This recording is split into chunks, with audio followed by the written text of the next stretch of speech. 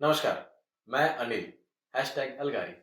अलगारी संज्ञानी के 5वें सत्र में आप सबका स्वागत है और आज हम बात करने वाले हैं वर्तमान एजुकेशन सिस्टम, भारतीय शिक्षण प्रणाली लेकिन वर्तमान की। पहले हमने जो बात की थी वो गुरुकुल की थी, इस बार कुछ अलग करने वाले हैं, उससे थोड़ा अपग्रेड। वैसे तो क्या है ना कि हम लोग कहते हैं कि भाई पढ़ोगे लिखोगे तो बनोगे नवाब, तो भाई साहब नवाब बनना है तो पढ़ना तो पड़ेगा ही। और इस विषय को ध्यान में रखते हुए आज हमारे साथ जो ज्ञानी जुड़े हुए उनका परिचय कर देता हूँ मैं। श्रीमान रश्मिकांत जी जोशी। रश्मिकांत जी की बात करें तो वो वर्तमान में एक विद्यालय में प्रधानाचार्य है। उनके साथ उन्होंने एमएससी बीपीएड एवं डिप्लोमा एग्रीकल्चर में उन्होंने अभ्यास किया हुआ है तथा पिछले 16 साल से शिक्षा क्षेत्र में कार्यरत है। और तो और शिक्षण प्रणाली का उन्होंने गहन अध्ययन भी किया हुआ है। मतलब बहुत कुछ शिक्षा के बारे में आज हमें जानने को मिलने वाला है, तो अंत तक बने रहिएगा, वीडियो देखते रहिएगा। रश्मिकांत जी, स्वागत है आपका हमारे इस वीडियो में। नमस्कार, धन्यवाद जी।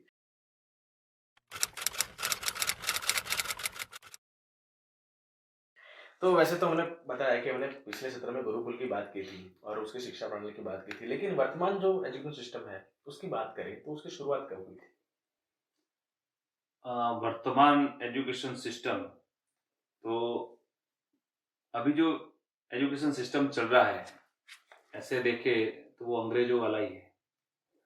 यानी 1835 में जो अंग्रेज एक अधिकारी था, हम सब उनका नाम जानते हैं, लॉर्ड मैकॉले। उसने अंग्रेज सभी अधिकारी के बीच में कहा था कि भारत के ऊपर जो शासन करना है, तो भारत की रीढ़ की हड्डी यानी भारत की शिक्षा प्रणाली, भारत की संस्कार पद्धति, उसको तोड़ना पड़ेगा। और उसके आधार पर उन्होंने कॉन्वेंट स्कूल, अंग्रेजी स्कूल और पब्लिक स्कूल का कंसेप्ट लाया था, जो आज भी वही चल रहा है। यानी ऐसे देखे तो आज की जो शिक्षण प्रणाली जो चल रही है भारत में, वो अभी भी वही है। अच्छा, मतलब वैसे जो शिक्षण प्रणाली की बात करें तो ये जो लॉर्ड मैकॉले जिनका आपने नाम बताया, तो ये शुरू करने के पीछे की वजह क्या थी? लॉर्ड मैकॉले का एक पत्र है, नेट पे मिलता है, आप पढ़ेंगे तो भी पता चलेगा। उन्होंने उनके पिताजी को पत्र लिखा था, उसमें उन्होंने लिखा है और कहा है कि भारत के अंदर में सभी जगह पे घुमा, भारत के सभी गांव में कोई एक परिवार की बेटी यानी पूरे गांव की बेटी, कोई एक मित्र की बहन यानी पूरे सब मित्र मंडल की बहन, यानी भारत में गांव भी एक परिवार की तरह रहता था। इसीलिए भारत में कोई गरीब नहीं है, कोई भिखारी नहीं है, कोई गुंडा नहीं है, कोई चोर नहीं है। तो भारत को जीतना यानी भारत को गुलाम बनाना पॉसिबल ही नहीं है।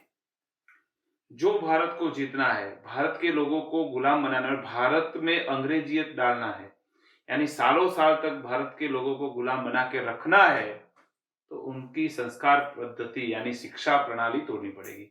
और उस बेस पर उसने लंदन के अंदर भी रजूआत की और भारत में जो उस समय के गवर्नर थे उनके आगे भी रजूआत की।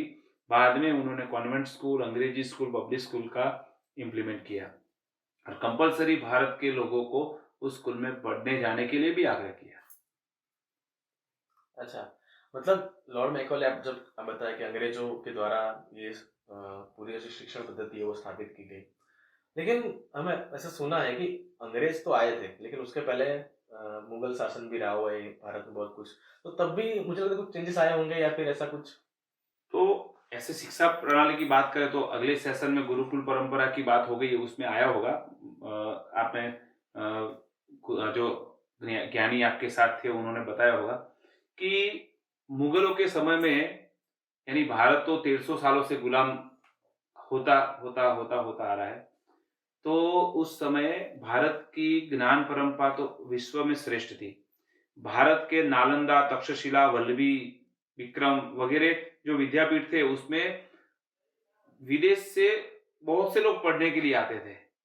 और ऐसे बताया जा रहा है कि जब मुगलों ने नालंदा विद्यापीठ को तोड़ा, तब उसको जलाया तो 1 महीने तक उसकी पुस्तकालय जली थी, उतने साहित्य थे।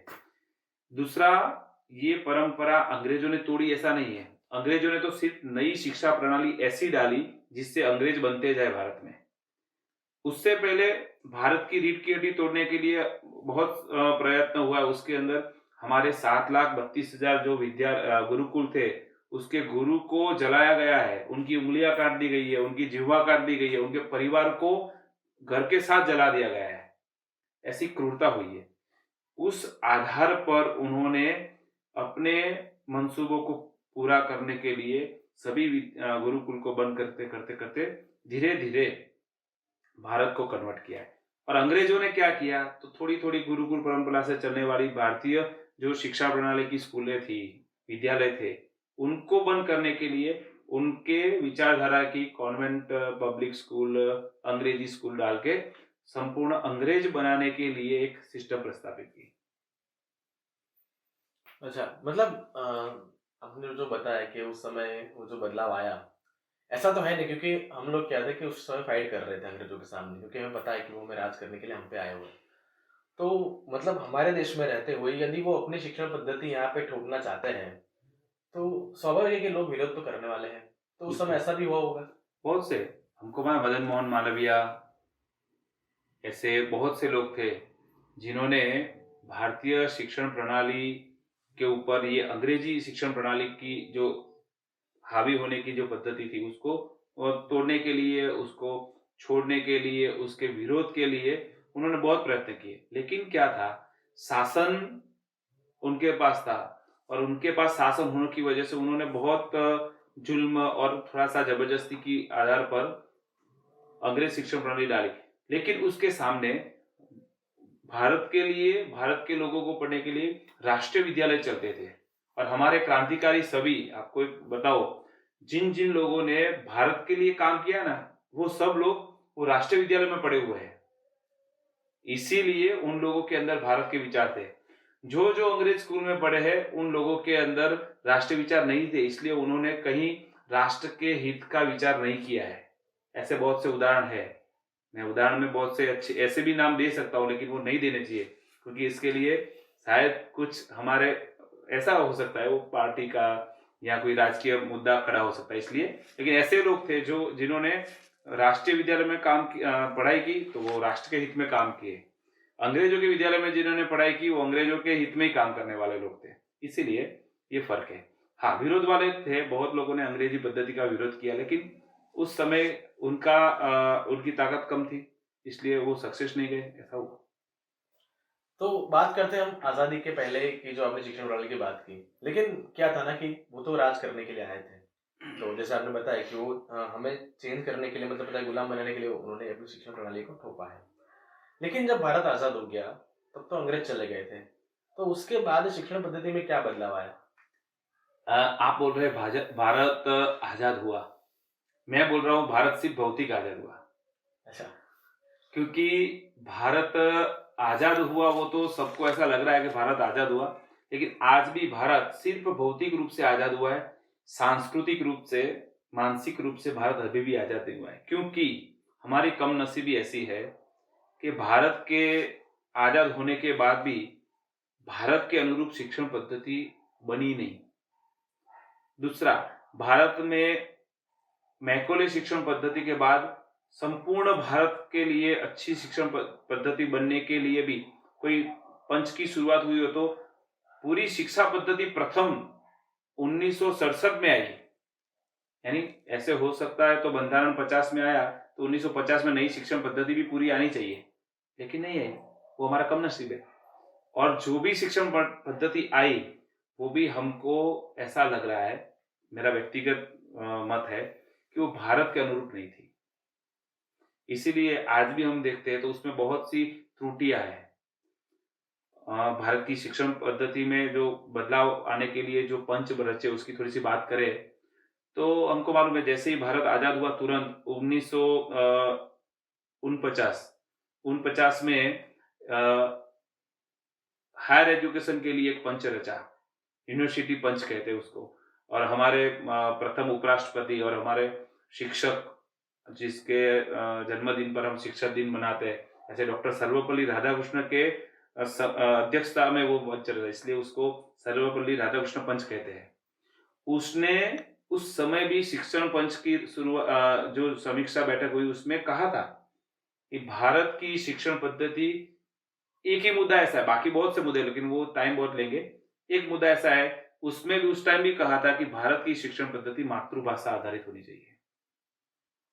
उसके बाद 1952 53 में मुदलियार पंच था, लक्ष्मण स्वामी मुदलियार। उन्होंने भी ये शिक्षण पंच बना, वो प्राथमिक शिक्षण पंच बना। उसमें भी यही मुद्दा था, भारत का शिक्षण श्रेष्ठ तो बनाना था, लेकिन उसमें उनका एक सजेशन था, वो उसके आधार पर कॉमन था, मातृभाषा में शिक्षण होना चाहिए। उसके बाद इंदिरा गांधी के समय में 1968 में नई शिक्षण नीति आई, कोठारी पंच ने बनाई। वो कोठारी पंच ने जो शिक्षण नीति बनाई, उसमें भी उन्होंने कहा था कि मातृभाषा में शिक्षण होना चाहिए, प्राथमिक शिक्षण। और उन्होंने एक दूसरा एक वाक्य कहा था, बहुत अच्छा कहा था, वो नोट करने के लिए है कि भारत का भविष्य सभी वर्गखंड में बन रहा है। यानी स्कूल का जो वर्गखंड है वो भारत का भविष्य बनाएगा। इसलिए शिक्षण का यानी प्राइमरी का जो शिक्षण है ना, उसको मातृभाषा में करना चाहिए, वो उन्होंने भी कहा था। ऐसे सभी बदलाव जब जब आए, यानी 86 में भी राजीव गांधी के शासन में भी नई शिक्षण प्रणाली आई एक दूसरी, उसमें भी एक मुद्दा तो यही था, मातृभाषा में शिक्षण होना चाहिए, लेकिन अभी तक नहीं हुआ है। वो हमारी कमनसीबी है। हाँ, मतलब एक कह सकते हैं कि जैसे जैसे मतलब आपने जो बताया, गुलामी अभी भी हावी है हम पे। लेकिन कुछ ऐसा सुनने में आया हुआ है, स्पष्टता क्या है वो तो आप कहेंगे तो पता चलेगा, लेकिन कुछ ऐसे विषय है जिसमें आज भी हमें भ्रमित किया जाता है, तो बिल्कुल। वास्तविकता उसमें क्या है? इसमें भ्रमित करने की बात कहें तो थोड़ा सा बैक जाएंगे कि एक दो बात ऐसी है, बहुत बार राजकीय मुद्दा भी बनता है कि शिक्षण का अभी चेंजेस हो रहा है। जैसे शिवाजी महाराज को आज एक भारत का आदर्श महापुरुष प्रस्तावित करने के लिए इतिहास में लिखा जा रहा है, तो बहुत से लोग ऐसे बोल रहे हैं कि ये गलत है, ये शिक्षा का कुछ भगवाकरण किया जा रहा है, ऐसे बोलते हैं। भगत सिंह के लिए अच्छा लिखा जा रहा है, वो अच्छी बात है, लेकिन बहुत से ऐसे लोग हैं जो इसको गलत बोल रहे हैं, लेकिन उसमें उनकी गलती नहीं है। क्यों? कि भारत का कम नसीब ऐसा है कि अंग्रेजों ने जो इतिहास लिखा था, वो इतिहास में अंग्रेजों ने क्या लिखा था, तो अंग्रेज के लिए तो भगत सिंह आतंकवादी थे, इसीलिए उन्होंने भगत सिंह को आतंकवादी चित्रण किया था। उन्होंने चंद्रशेखर आजाद को भी वही कि वो आतंकवादी ऐसे लिखा था, तो वो अंग्रेज ने लिखा था, तो अंग्रेजों के लिए तो वो सही है कि अंग्रेजों तो उसको आतंकवादी मानते थे, भगत सिंह हमारे चंद्रशेखर आजाद उन सबको। लेकिन अंग्रेजों के जाने के बाद तुरंत ये इतिहास को बदलना चाहिए था। जो उस समय के जो राजकीय हमारे नेता थे, जिसके पास ये सत्ता थी, उनको ये सोचना चाहिए था कि ये जो अंग्रेजों ने विकृत करके रखा है हमारे इतिहास को, यानी हमारे शिक्षा के अंदर जो भी संस्कार डालने वाली चीजें उसमें, उसको बदलना चाहिए था। नहीं बदला। उसकी वजह से क्या है, आज भी ऐसे लोग जो है, जो अंग्रेजों की नीति थी कि अंग्रेज जाने के बाद भी अंग्रेज भारत में रहने चाहिए, काले अंग्रेज बनने चाहिए, वो बनते बनते बनते आज ऐसे लोग बन गए हैं, वो उसको ही सही मानते हैं। इसलिए आज ऐसे लोग भी भारत में हैं जो भारत में रह के भी भारत के अंदर जो पराक्रमी महापुरुष भारत के थे उनको नहीं मानते। इसलिए वो इतिहास को आप बोल रहे हैं भ्रमित कर दिया। वो भ्रमित किया, उसका कारण यही कि हमारे कम नसीबी रही कि भारत का स्वतंत्रता के बाद जो सत्ता में जो लोग रहे, उन्होंने भारत के इतिहास को सही ढंग से फिर से प्रस्तावित नहीं किया, और अंग्रेजों ने जो इतिहास लिखा था उसको ही चलाते रहे। उसमें ये इतिहास की बात है, ऐसे साइंस की बात है तो साइंस में भी देख सकते हैं, तो साइंस में भी बहुत से संशोधन ऐसे हैं जो भारत में हुए थे। जैसे कि वोल्टा ने सेल बनाया है, तो हकीकत में हमको मालूम है अगस्त मुनि ने सेल बनाया, वोल्टा के जन्म से पहले भी कितने सालों पहले। तो अभी भी हमारे लोग को ऐसा पता है कि वोल्टा ने सेल बनाया, लेकिन अगस्त मुनि ने बनाया था एक मटके के अंदर। दूसरा देखे तो मैथ्स में पाइथागोरस थियरम जो है, प्रमेय, तो पाइथागोरस ने जो थियरम बताया था वही थियरम बहुत साल पहले बोधायन ऋषि ने बनाया, जो यज्ञ वेदी बनाने के लिए बोधायन शुल्ब सूत्र 2 पंक्ति में है सिर्फ। तो ये सब जो भारत का था वो ठीक तरह से इम्प्लीमेंट भारत के इतिहास में होना चाहिए वो नहीं हुआ था, उसकी वजह से आज ऐसे लोग निर्माण हो गए जो अंग्रेजों का इतिहास पढ़ के अपने आप को ऐसे ही समझते कि यही सही है। जैसे देखे तो अंधे लोगों को हाथी दिखाई नहीं दे रहा है, तो उसको जो बताया वही हाथी मानेंगे, यानी पूंछ पकड़ेंगे तो रस्सी जैसा है, कान पकड़ेंगे तो बोलेगा सुपड़े जैसा है। उसी प्रकार ये जो अंग्रेजों के इतिहास को पढ़े हुए लोग हैं, वो लोग आज इसीलिए भ्रमित है कि इतिहास में सही वो है, हम लोग अभी बदल रहे हैं वो तो गलत है, अपना है खुद का, घर से लेके जेब से निकाल के दे रहे हैं। इसीलिए गलती थोड़ी सी हमारे लोगों की है, जो आजादी के बाद तुरंत सत्ता में आए, उन्होंने इतिहास को बदल दिया होता। अंग्रेजों ने जो उनके कंसेप्ट से लिखा था, वो इतिहास को भारत के आधार पर बनाना था और भारत के आधार पर उसको शिक्षा प्रणाली में लाना था। अभी बदल रहा है, अच्छा आ रहा है। अभी के जो शिक्षा प्रणाली के आधार पर एनसीईआरटी के बुक्स के अंदर जो भारत के आधार पर इतिहास होना चाहिए, साइंस होना चाहिए, वो हो रहा है, अच्छा है। यानी उसकी वजह से भ्रमित हो रहे हैं सब लोग। अच्छा, ये जो आप बात करें कि भारतीय शिक्षण जो प्रणाली है, तो उसमें मतलब विद्यालयों में क्या व्यवस्था थी उस समय, अगर आपकी बात करें तो? हाँ, तो विद्यालयों में दो प्रकार के विद्यालय, पहले की जो बात करते हैं आप, जैसे गुरुकुल परंपरा, तो उसमें विद्यालय की परंपरा ऐसी थी कि जो भी विद्यार्थी आता था, उसके उसके आधार पर उसकी ग्रहण शक्ति क्या है, उसकी पढ़ाई की क्षमता क्या है, उसके आधार पर उसको शिक्षा मिलती थी और उसके लिए कोई टाइम लिमिट नहीं थी। अभी की शिक्षा प्रणाली में क्या है कि कोई भी विद्यार्थी आता है तो उसको सबके समान एक ही समय मर्यादा मिलती है और उसमें उसको सबको समान कोर्स मिलता है। उसके आधार पर मूल्यांकन निकलता है उन सबका, यानी वो एक विषय में पक्का है लेकिन दूसरे विषय में कच्चा है, इसलिए वो कच्चा, तो वो गलत है। पहले की क्या थी, जिसको जो अच्छी तरह आता था उसके अंदर वो पारंगत होता था। अभी ऐसा नहीं है, उसकी वजह से देखे तो सही मूल्यांकन नहीं होता है, वो गलत है। हकीकत में सही मूल्यांकन के लिए सभी विद्यार्थी को अपनी रुचि के सब्जेक्ट देने चाहिए, बाद में उसका मूल्यांकन करिए तो सही है।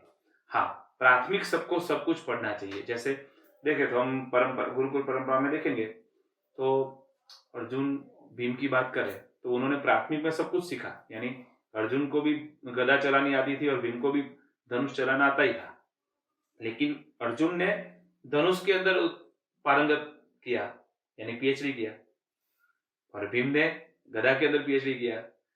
पीएचडी यानी मैं पीएचडी इसलिए बोल रहा हूँ, वो पारंगत हुआ, उसके अंदर उसने मास्टर डिग्री, तो वो है उसके रुचि के विषय के आधार पर। अभी के शिक्षा प्रणाली में क्या है कि नहीं, जो भी है सब सब्जेक्ट में उसके पूरे मार्क्स आने चाहिए और सब सब्जेक्ट में जितने ज्यादा मार्क्स आएंगे उसको ही रैंक मिलेगा।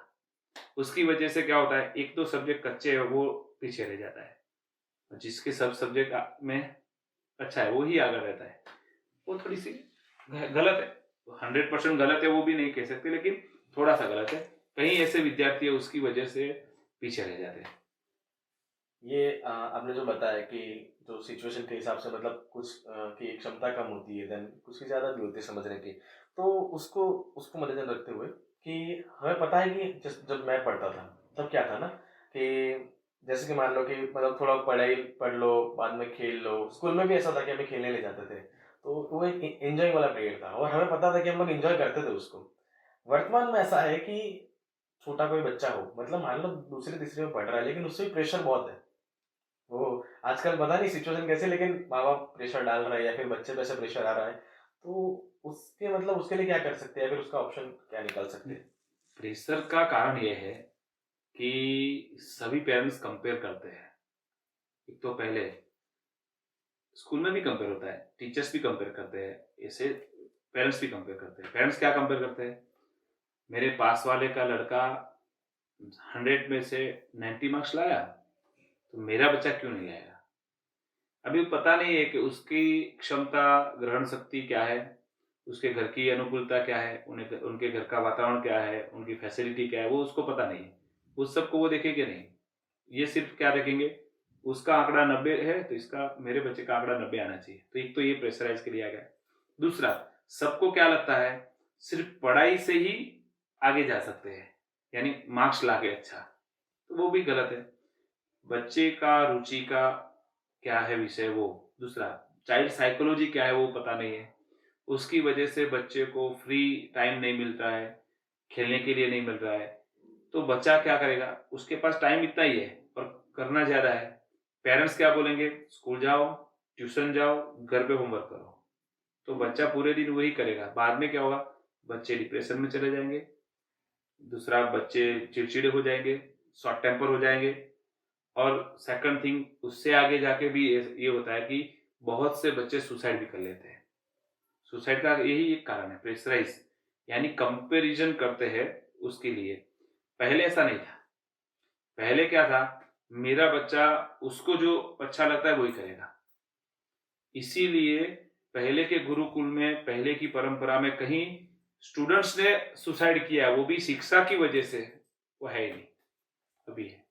तो प्रेशराइज़ का है। अभी इसका सॉल्यूशन क्या कर सकते हैं? तो इसका सॉल्यूशन यही है, पेरेंट्स को थोड़ा-सा संभलना पड़ेगा और समझना पड़ेगा कि मेरे बच्चे की क्षमता क्या है, मेरे बच्चे की रुचि क्या है और उसके आधार पर उसको मैं पढ़ाऊँ। मेरे घर का एटमॉस्फेयर क्या है और मेरे घर की अनुकूलता क्या है, उसके आधार पर मैं मेरे बच्चे के मार्क्स के रिगार्डिंग यानी मार्क्स की अपेक्षा रखूँगा। वो मैं नहीं कर सकता, तो मेरे बच्चे के लिए दूसरे के साथ कंपेयर करना वो भी मेरा हक नहीं है। इसलिए मुझे उसको इस प्रकार जज करना पड़ेगा। ये थोड़ा-सा उसका सॉल्यूशन है। वरना प्रेशराइज़ में तो क्या है, शिक्षण प्रणाली में देखें तो अभी तो हम कहेंगे यहाँ से तो चेंज नहीं हो सकता। उसको सभी सब्जेक्ट में पास होना ही है। तो मैं कहूँगा या आप कहेंगे तो सॉल्यूशन नहीं आएगा, पास तो होना ही है क्योंकि उसका साल बिगड़ेगा वरना। इसीलिए पेरेंट्स थोड़ा-सा समझ जाए, आंकड़े के पीछे मत दौड़ो। सिर्फ़ अपना बच्चा अच्छी तरह पढ़े, उसके रुचि के विषय में 100 मार्क्स लाए, बाकी में भले 50 मार्क्स लाए, सिर्फ़ पास हो जाए, वो अच्छा है। तो प्रेशर कम होगा। चलिए मतलब हम लोग समझ सकते हैं कि वैसे बहुत सारे आजकल जो किस्से बन रहे हैं या फिर घटनाएं जो बन रही हैं, तो उसके लिए कुछ ना कुछ ऑप्शन मतलब हमें समझना होगा कि क्योंकि बच्चे क्या है, वो बच्चे हैं, वो नहीं समझते, समझना हमें होगा। तो एग्जैक्टली पेरेंट्स भी डिपेंड करता है। और आपके साथ ये सत्र रहा बहुत ही मज़ेदार रहा है, क्योंकि मुझे पता है कि आगे मेरे पास बहुत सारे क्वेश्चन है। और क्वेश्चन इतने सारे हैं कि मुझे लगता है कि अभी आने वाली सिचुएशन है या फिर जो पद्धति है उसके बारे में जानना है।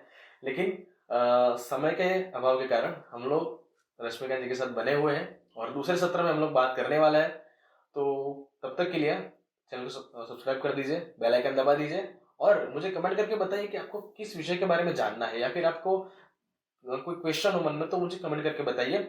मिलते हैं अगले वीडियो में, तब तक के लिए धन्यवाद।